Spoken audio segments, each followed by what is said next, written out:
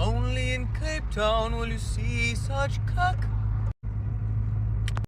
Hello and bonjour. I am officially back with another video. This time around, I'm going to be talking about the place where I live at. I don't know if you've heard of it, but the place where I live at is called South Africa, right? There are multiple different provinces in South Africa, but I'm just going to be talking about Gauteng because I live in Gauteng and I rarely leave the province. So I cannot for the life of me speak on someone's experience who lives in Limpopo or KwaZulu-Natal. First and foremost, the typical South African struggle that I'm sure the entire country experiences is about load shedding, right? If you don't know what load shedding is, basically because we don't have enough electricity in this country because the people are corrupt, but I digress. We don't have enough electricity, so there's like scheduled power outages that each province experiences at certain times and like for a certain amount of hours. So those are the stages.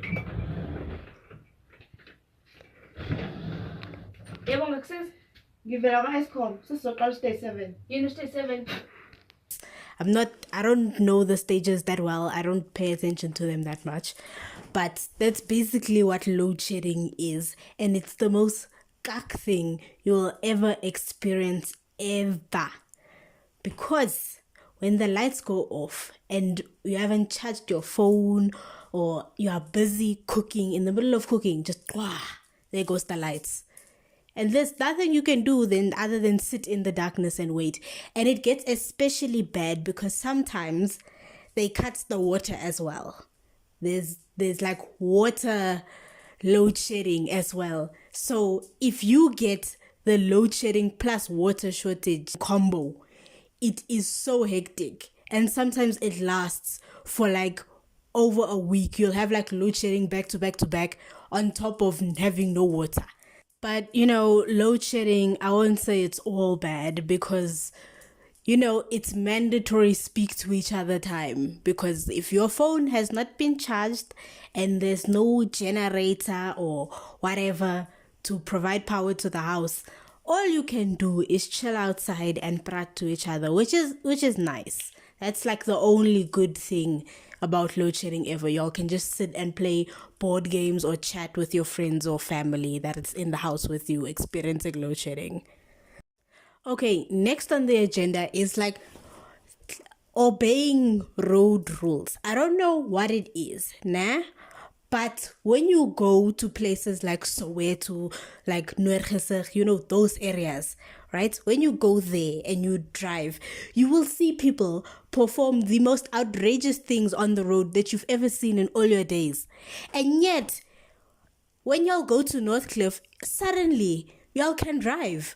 Like, what are these the suggestions of the road? Like, why y'all behaving like this? Because I know y'all can drive, but y'all just choose to apply only when y'all are in the suburbs. Please act right. Like, there was one time I was staying with my mom in Nwergesig, right? But my school was in Northcliffe, right? Around that area. And so we had to travel all that, like the 20-minute drive to get to school every morning. And there's a big intersection, right? As you're coming out of Nwergesig, right? And by that intersection, you know how the road works. If the lights are off because it was load shedding, lights are off, you wait for whoever stops first goes, and then the next person, and then this is common road knowledge, right?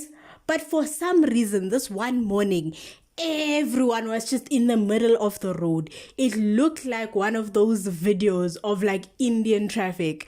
I don't know how else to describe it, but it was horrendous. And I'm like, you guys know how a robot works. Why?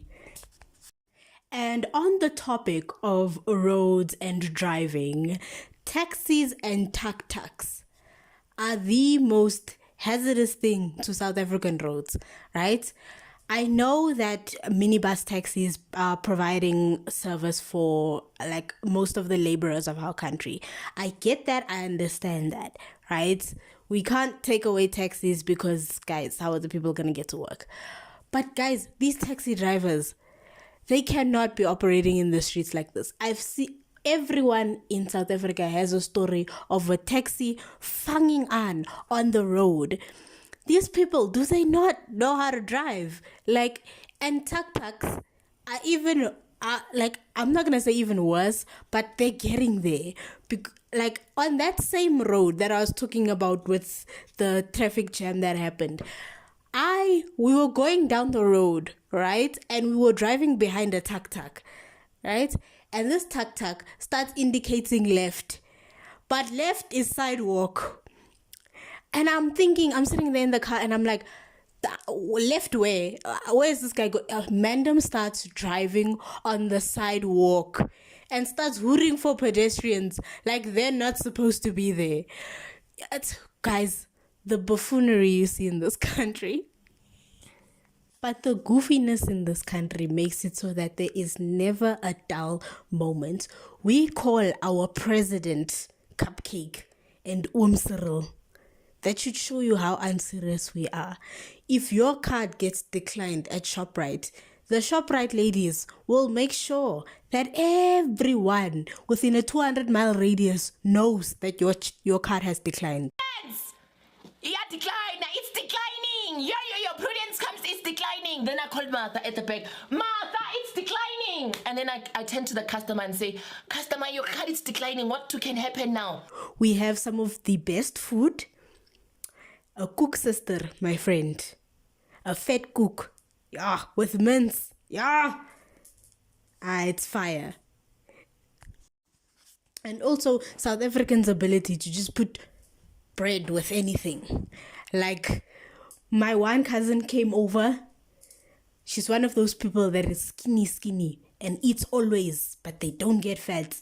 It's one of those. She comes over, she grabs the Simba crisps out of the cupboard, she fetches bread. This child makes a crisp bread sandwich. I've never seen such a combo in my life, but it tasted fire.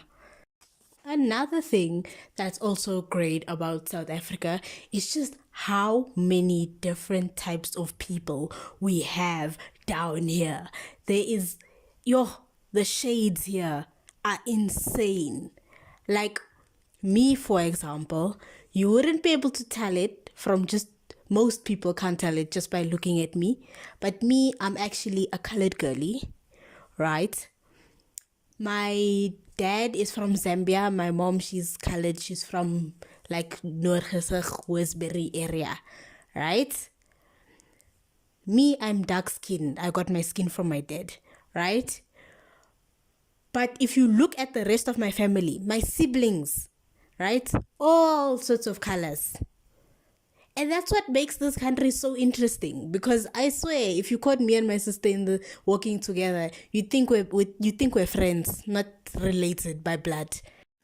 But it also, for me, causes a lot of situations where, guys, I don't speak any other language besides English and Afrikaans.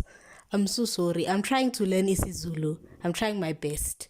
You know how awkward it is when you climb into an Uber or you're at a shop or whatever, right?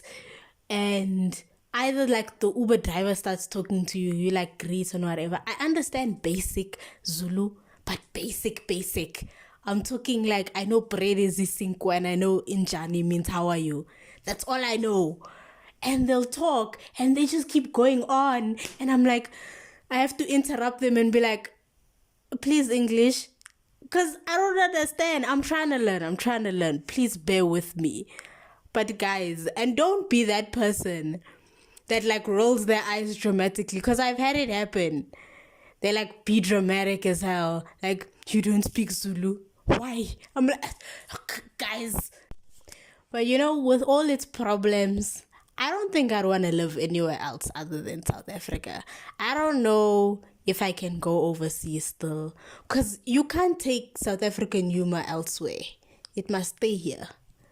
Because people will judge you. Because our humor is very dark here because of all the rubbish we deal with.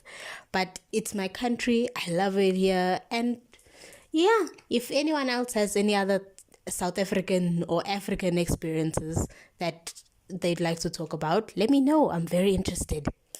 So thank you for chilling and listening to me just talk about my country. If you enjoyed the video, subscribe, like if you want.